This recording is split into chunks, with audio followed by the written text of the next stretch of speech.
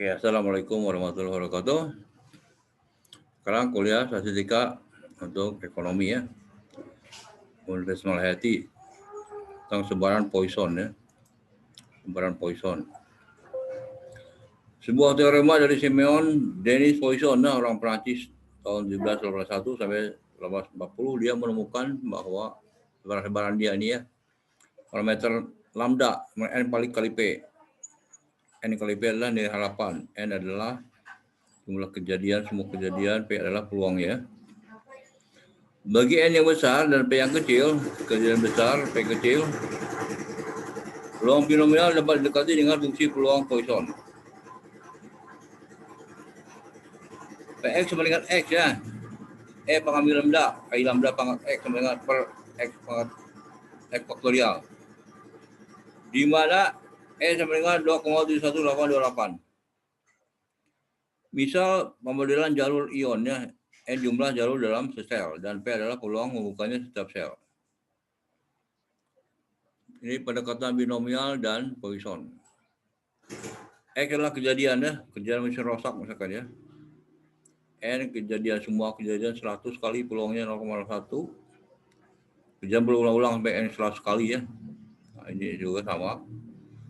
Ternyata ya, pendekatan sebaran Poisson dengan binomial itu mirip-mirip ya. Maka untuk ukuran yang besar, nah ini digunakan Poisson ya. Ini ya. Pokoknya sampai saat ini Poisson dengan binom masih sama ya. Kelebihannya apa menggunakan Poisson ini ya? Tak perlu tahu N dan P itu berapa ya.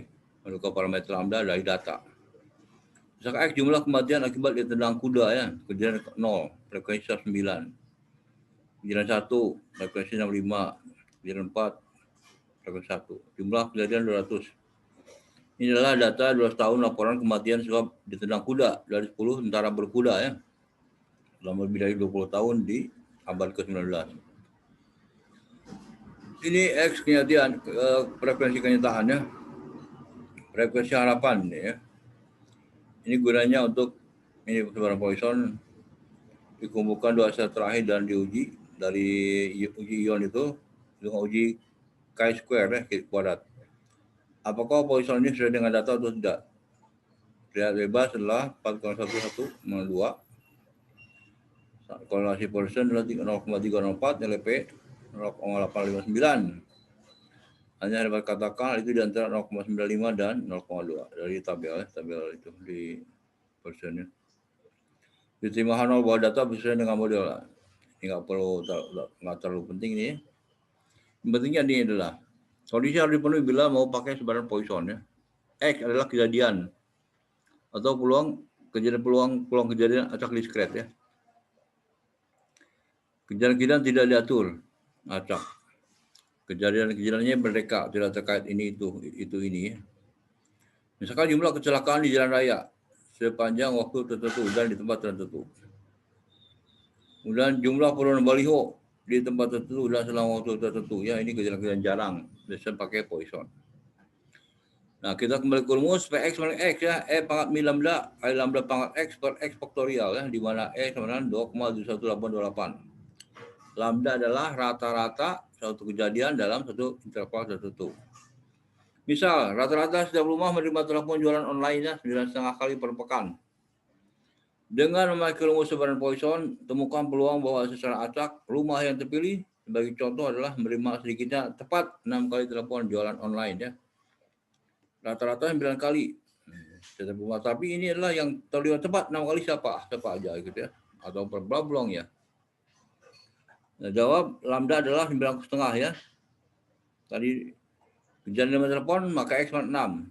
Lalu dengan memakai rumus ini X 6, lambda pangkat X kali E pangkat min lambda pada X faktorial sama dengan 9,5 pangkat 6 kali 2,71828 pangkat min 9,5 per 6 faktorial ya. Diperoleh 0,0764. Ya, peluang Poisson itu kecil ya. Karena kejadiannya jarang kan. Memang tepatlah kejadian jarang dihitung dengan Poisson. Latihan ya.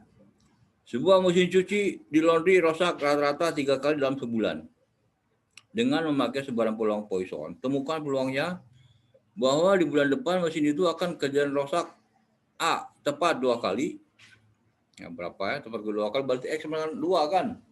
Udah paling banyak sekali lah. Ini berarti X sama 0 dihitung juga. Lalu ditambahkan dengan kejadian X sama 1 kali.